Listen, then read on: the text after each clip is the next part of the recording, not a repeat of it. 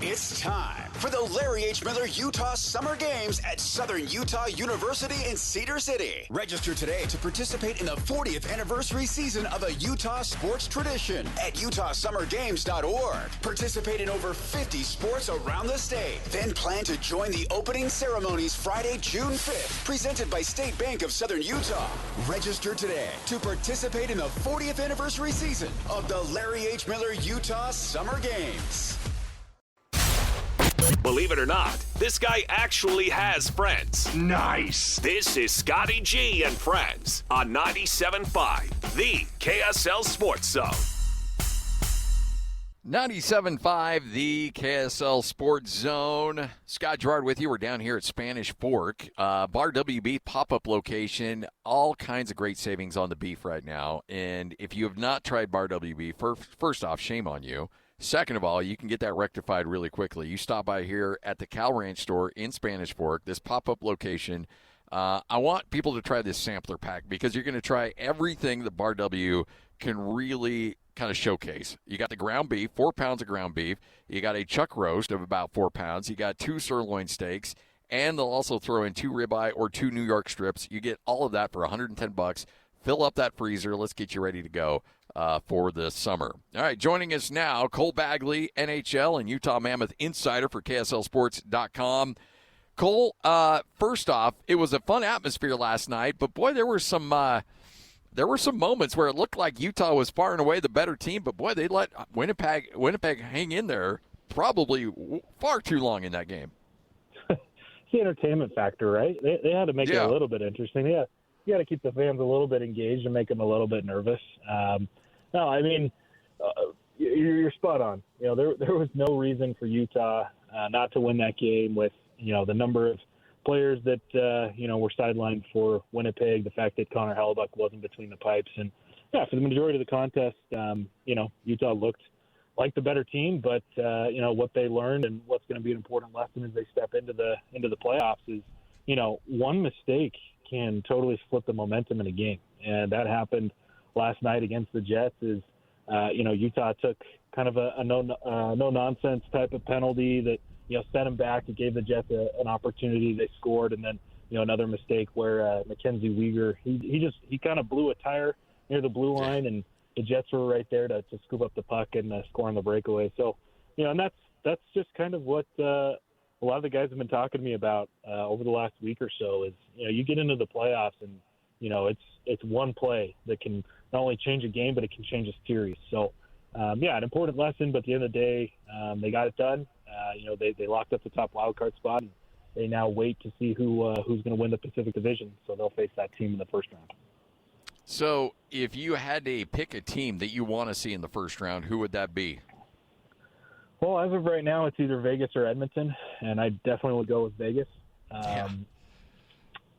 Not that it's necessarily the lesser of two evils. I mean, it's going to be tough no matter what. But, if you just look at the history that Utah has with those two teams, I think they're 3-3 or maybe 4-3 against the Vegas Golden Knights in the games that they've played through the first 2 years in their existence, with a positive goal differential. And when you look at Edmonton, and they've only beat Edmonton once out of 6 meetings, and the goal differential is plus 15 in favor of the Edmonton Oilers. And I know that fans are saying, well, they just beat Edmonton and, they're able to go toe-to-toe with them. Yeah, but that was an Edmonton team that was missing 2 of their best players. And, Leon Draisaitl, who is, probably a top 5 player in the entire world as of right now. And, it took Utah overtime and, a goal in overtime to beat the Oilers. So I am never going to bet against Connor McDavid in the first round of the Stanley Cup playoffs. And, if Utah wants a chance to advance to the second round, I think that Vegas,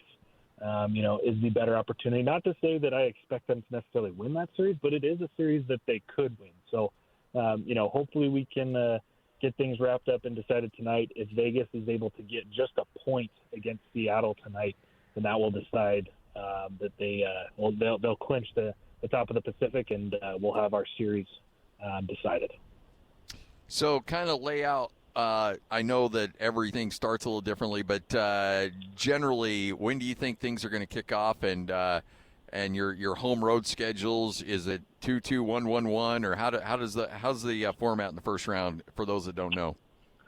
Yeah, it's similar to the NBA. So you go 2-2-1-1-1, and we should know here pretty quickly. To my understanding, the playoffs are going to start really fast. I mean, tomorrow is the last day of the regular season, and then I believe that the playoffs are set to begin on Saturday, Sunday, and Monday. Now, we won't know which day exactly the Mammoth are going to be playing on yet, but it's going to be quick. It's a quick turnaround.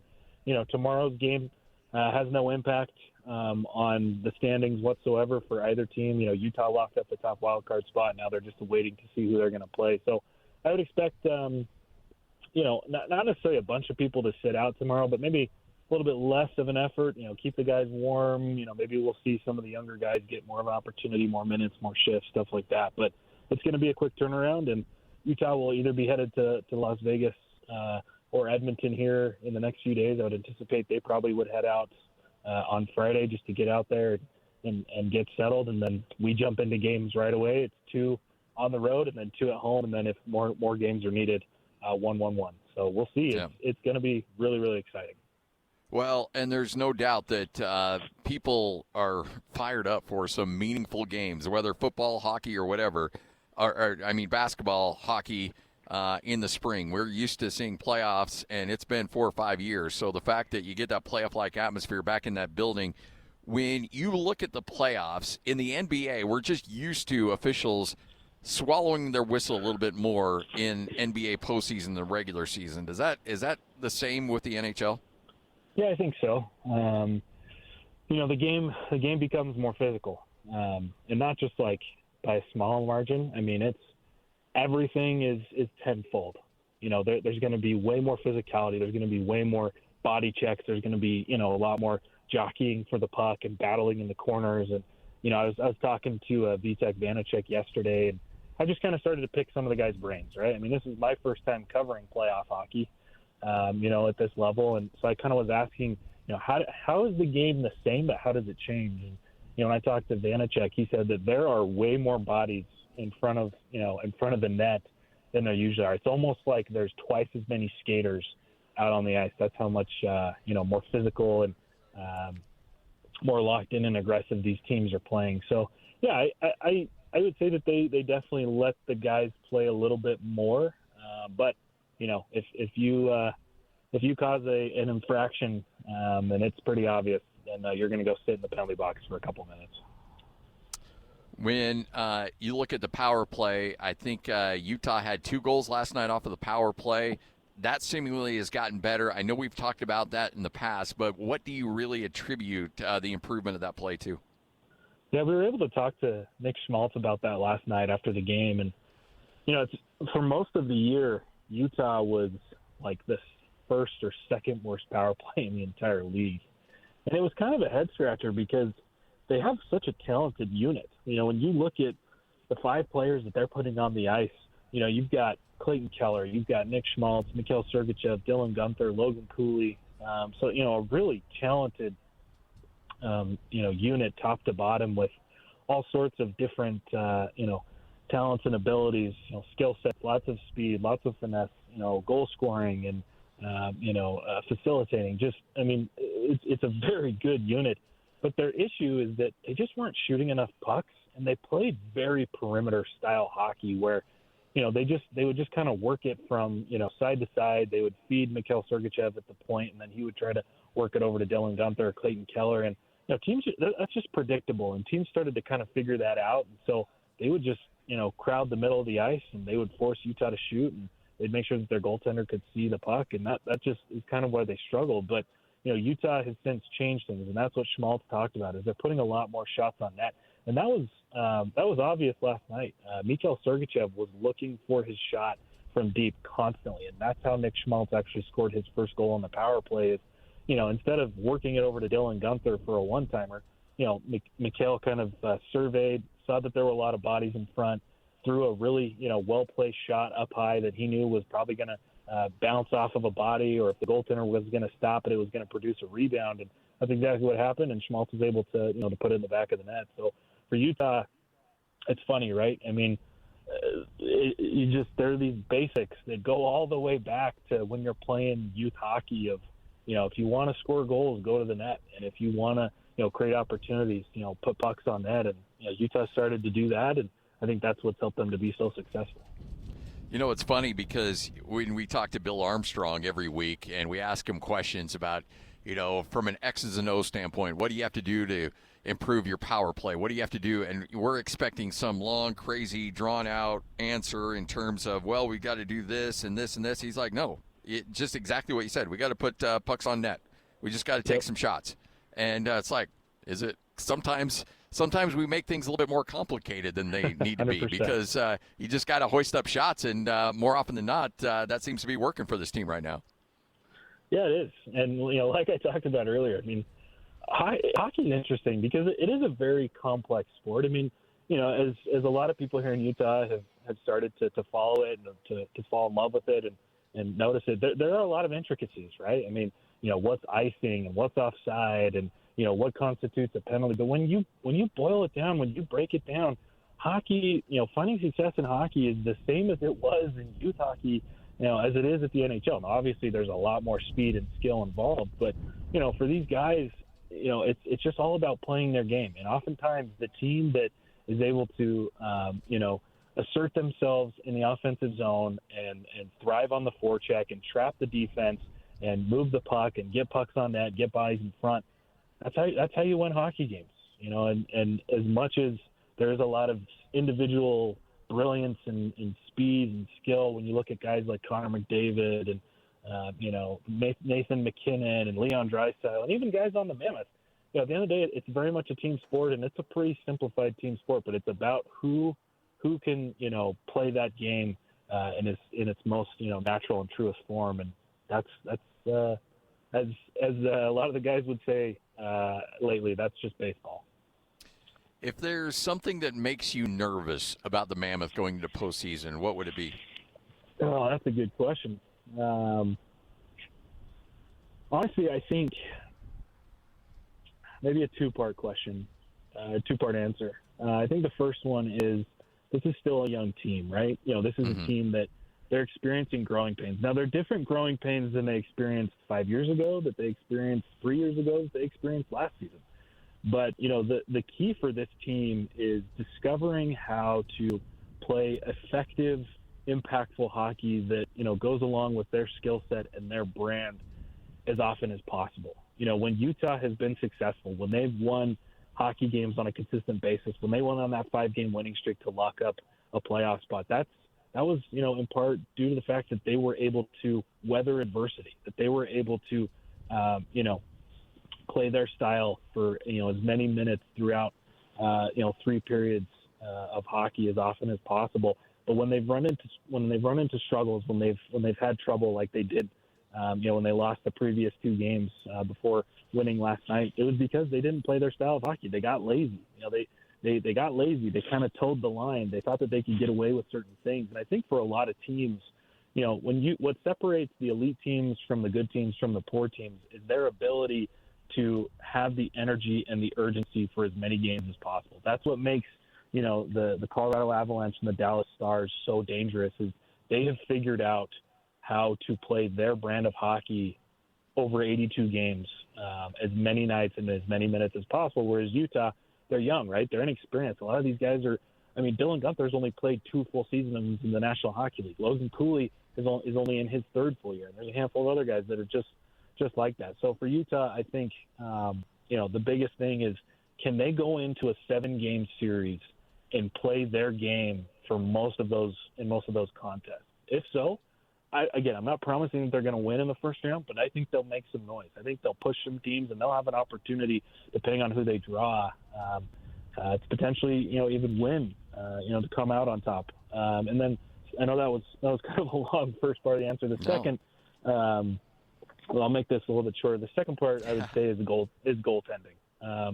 Not that Karel Vejmelka is bad by any means, but he just hasn't been as good this year as he was last season. His save percentage is down about 7 or 8% total, which makes a big difference. And then there's just it's obvious that there's just not a lot of belief in Vitek Vanacek, and not that you necessarily need your backup, overly often in the playoffs. You're going to rely on your starter, but it helps, right? If there's confidence in both guys, if one guy has an off night, you can throw them in there, and they can make a big difference. So, long story short, I think maturity is going to be the biggest thing for Utah, and then second would be, how good is their goaltending? How good is Karel Vejmelka going to be in the playoffs? Well, you mentioned the drop he's had a little bit in his save percentage. I just saw this story where overall as a league, the save percentage has dropped below 90%. It's at 89.6. That's the lowest since 1994 for a regular season, if that number holds. Are you surprised by that number, and what do you attribute that to? No, I'm not. I think it's kind of the game leveling itself out. I mean, for a long time, goaltenders just continued to get better and better and better, and save percentages were just going up and up and up. But then, you've seen kind of a reverse of that, and I think a lot of it has to do with just how much faster the game is, how much teams are prioritizing speed. When you look at the best players in the National Hockey League, it's guys that are the fastest players in the National Hockey League. Connor McDavid and Nathan McKinnon and Draisaitl, and even you look at the Mammoth. I mean, who is likely the most best player on this team, or at least has the most potential? It's Logan Cooley, because he not only has the finesse and incredible hands and incredible puck handling, but he has the speed, right? And that has just made goaltenders' jobs a lot harder. And I think you're starting to see a transition a little bit defensively. Who are the best defensemen in the National Hockey League? It's guys like Cale Makar, and it's Quinn Hughes, and it's Zach Werenski. These are guys that have so much speed on the blue line, and they're jumping in offensively. I mean, if you look back at the Olympics, Quinn Hughes helped send the United States to the gold medal game against Canada by scoring an overtime winner against Sweden. A goal that he just took, he waved off the bench. He was actually supposed to go for a change. He waves him off. He says, "Coach, I've got this one." He dangles through the offensive zone. He puts in, he snipes the goaltender, and all of a sudden, United States is playing for a gold medal. So I just think that speed is at such a premium in the National Hockey League, and it's changing the way that the game is played, and it's making it a lot tougher for goaltenders to make stops. So, you had the late 90s, early 2000s when, you had the kind of essentially that dead puck era where hooking and holding and pretty much anything went. And the league said, okay, well, let's adjust this a little bit. We need to get our scoring up. And that certainly has gone up. Is the league, is that because I always know the NFL is very cognizant of that. They want offense to be there because that draws fans, but you also don't want it to turn it into the arena league. So they're always trying to balance the rules on offense versus defense, keep scoring up, but don't make it ridiculous. I think the NBA is dealing with some regular season issues where the scoring's getting a little out of control, and I think they may be trying to reel things back a little bit. Is that something that the NHL continually kind of works on and tweaks? That's a good question. And to be honest, I'm not entirely certain at this point, but if you were to ask me my opinion, I don't know that hockey has ever been at a better place than it is right now. I don't know if the league has ever been this popular.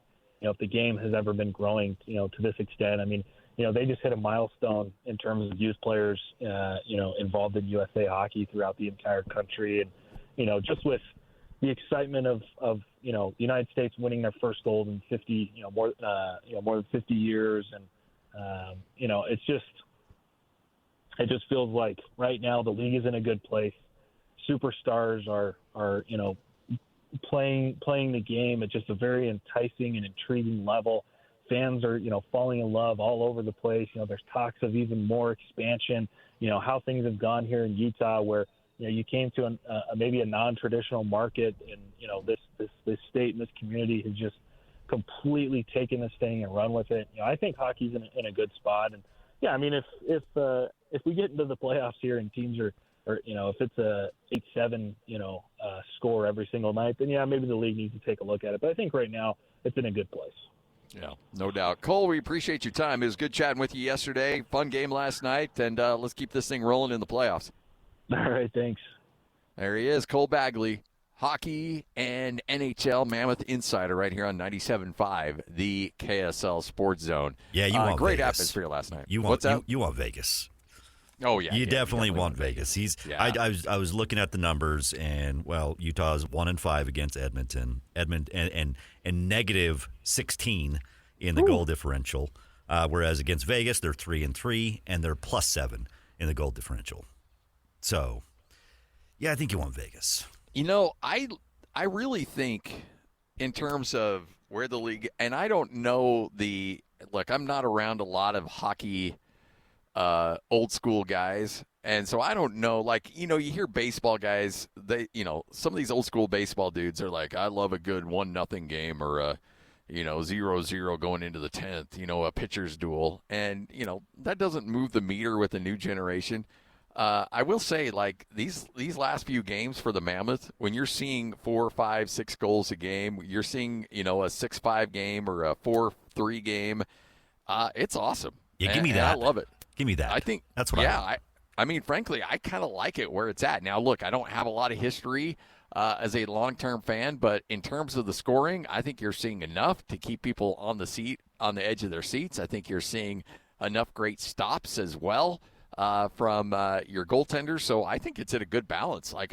Frankly, I could not enjoy the game any more than it is right now, and I have loved every minute of it.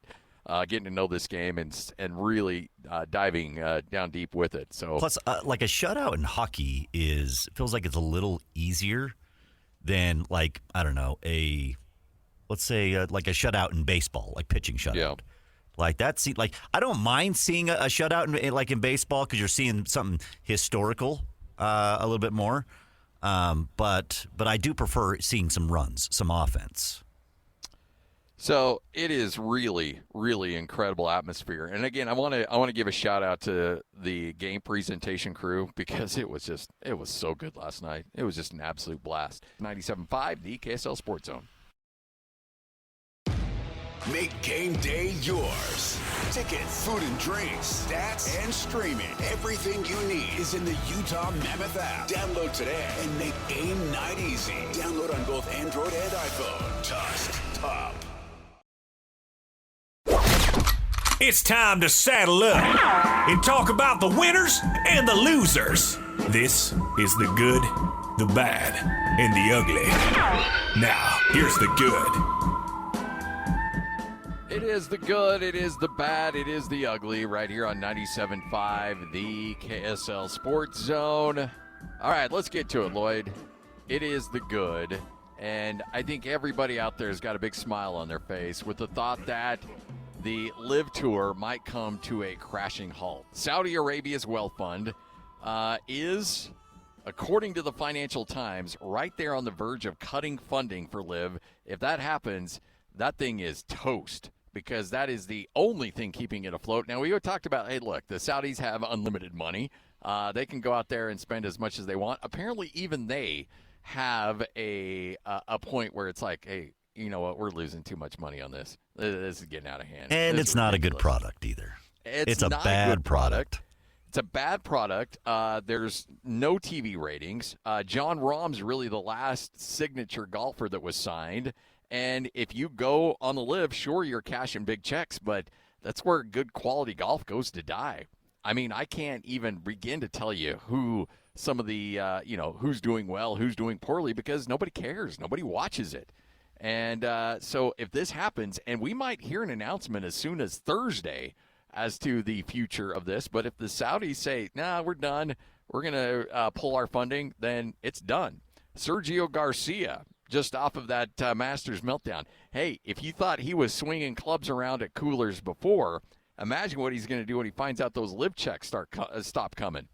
You know what? But Scotty, there's part of me, the vindictive side of me, that wants the PGA just to be like, yeah, you know what?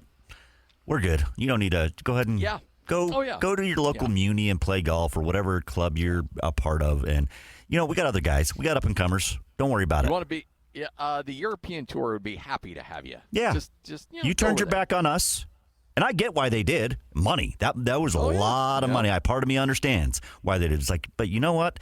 I think we all thought, it's like, man, that's awesome and all, but it's like, really, there's something doesn't feel right. And I don't think the product's going to be good, and I don't see how this outlasts, because PGA still has the majors and all, a lot of tournaments that way in that vein, and it's just I didn't know how LIV was ever going to work out. I thought it would probably end up like this. Yes, I mean, this is like old school USFL or XFL. These leagues, it never works. It just doesn't happen.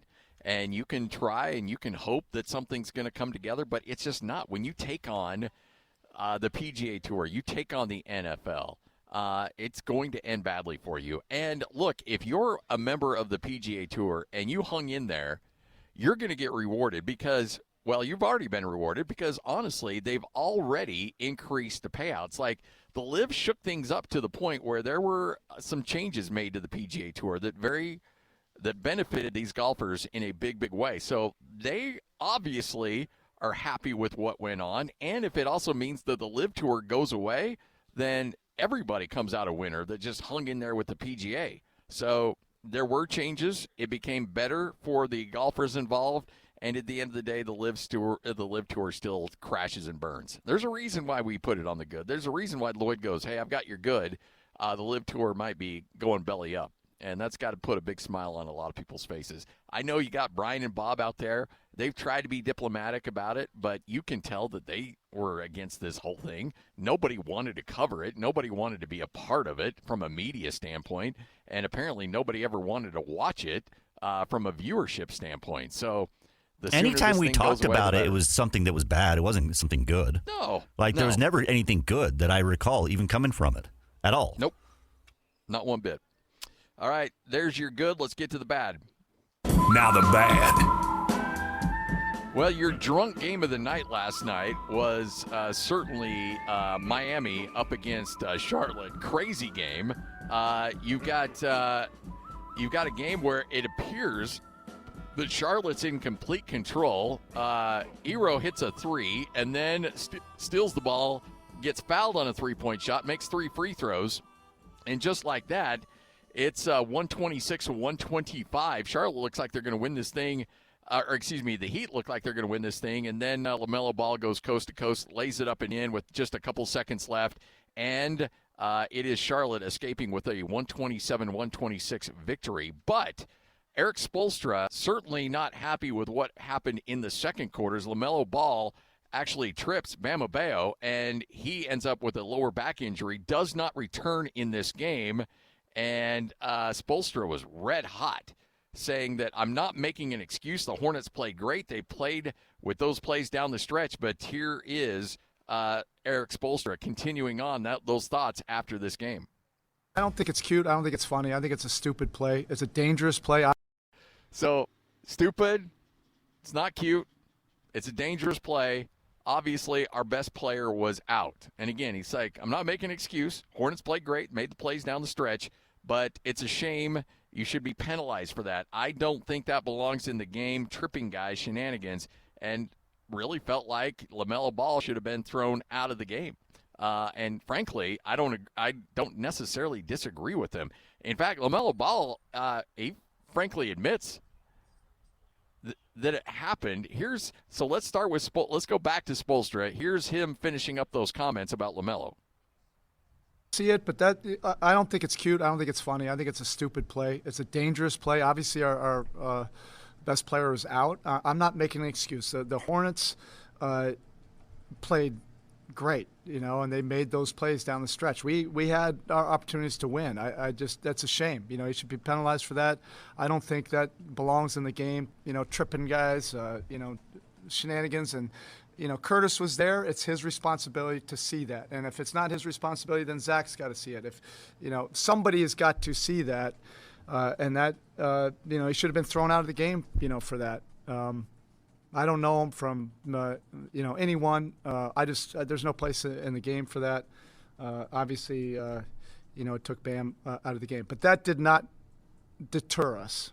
If there's anything about our locker room, we just the guys just got into the competition. And like I said, we had our opportunities to win this game. It felt like we were going to win the game going down the stretch in regulation. Like I said, one stop out of those last 3 possessions would have sealed it. Yeah, and again, remarkable comeback. The fact that you essentially scored 6 consecutive points to get yourself in a position to win that game and just couldn't make the defensive stop down the stretch to hold on and get the victory. LaMelo Ball was asked about it as well afterwards, and frankly doesn't necessarily shy away from the fact that it happened. He's more than happy to admit that the tripping did in fact take place, but gave some excuses as to why that happened. I apologize on that one. I mean, I got hit in the head, didn't really know where I was, but I'm going to check on him and see if he's okay and everything.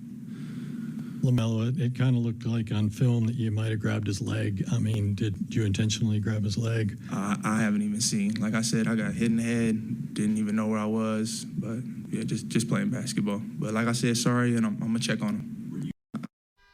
He's sorry. He's going to check on him, and he's pulling the CTE card. He said, essentially I got concussed, and, I got hit in the head, and I didn't know what was going on. So everybody's trying to pull the CTE. Was there a concussion protocol that happened there? Yeah. In fact, maybe he shouldn't have even been in the game. Right. That. Like, look, either you're tripping a guy and you get thrown out, or you got a concussion and you should be taken out of the game. So there you go. All right. The Utah Mammoth back in action coming up. They've one more game in the regular season. We'll give you a Mammoth update coming up here in just a few moments. And then coming up in the 2 o'clock hour, biggest story of the day, Rob Wright back at BYU. You'll hear from Mitch Harper coming up at 2:05. Mark Durant will join us coming up at 2:30. This is 97.5, the KSL Sports Zone. Make game day yours. Tickets, food and drinks, stats, and streaming. Everything you need is in the Utah Mammoth app. Download today and make game night easy. Download on both Android and iPhone. Tusk Top. You're locked on to Scotty G and Friends on 97.5, the KSL Sports Zone. 97.5, the KSL Sports Zone. Remember the Zone and Beehive Mills honoring people that impact youth sports in our communities. Nominate the youth sports volunteer you know for the Beehive Mill Hero of the Week at KSLSports.com/contest. And listen every Thursday afternoon as we will announce a winner. It's the Beehive Mills Hero of the Week. All right, Lloyd, big headline coming out of Vegas. You see this? Vegas are up for shopping that number 1 pick. I don't believe you. Let's dig into this a little bit. Yeah, you're going to want to dig into that. Check your sources. John Spytek, general manager of the Vegas Raiders, says we've gotten several phone calls. Teams know where they stand and know that we're willing to shop. Okay, that last part maybe not necessarily true. But he said the team has always been open-minded about trade offers. He mentioned that good ones can materialize on draft night if a team waits a few moments before making a selection. So, hey he'd be stupid not to listen. You always listen, but you don't do it. Ship off Max Crosby, ship off that number 1 pick, and go settle in on some crazy 4'2", 40 wide receiver with no hands. Hey, somebody wants to put a move on Max Crosby? Fine. Got to be good. Got to get something back for it. Maybe 2 first-round picks. Get those back. All right. Are you glad Crosby's back, or do you wish that trade would have gone through? Oh, I absolutely wanted that trade. Absolutely. Those first-round picks would have been awesome. But I will say he will come back motivated. And it hasn't happened yet. I still want him to take a pay cut. He still needs to take a pay cut. He should. If he's going to do as he preaches, if he's all about the team, then you take a pay cut. I like how we're always easy to say, like, oh, you need to do this. Take less money. Take less. Are you about winning or not? It's my money, man. You go find better players. I'm getting That's fine. He can do whatever he wants. But guess what? Then shut up about you're all about winning. I don't think anybody actually really takes a pay cut. They just do the shell game. Whatever it takes. Weird little shell game. That's fine. Everybody thinks Mahomes is taking less money. No, he's not. He's just they're just restructuring the contract. So I get it. And so he needs to be doing that too, for sure. Yeah, move it around. That's fine. Do whatever you need to do to to add. He's a selfish player. He'll get it. It's just what happens when you play for Vegas. Okay. That's who the kind of players they go after. Right. And pretty soon Mendoza's going to be the same. Right, because Russell Wilson was just amazing. No, Russell Wilson was not amazing. We can agree on that. Okay. I'm not going to stick up for Russ. Well, the Broncos signed him. Nix, on the other hand. Broncos were all about it. I know, and they whiffed badly. Yeah. Nope, can't argue that one bit. This is 97.5, the KSL Sports Zone.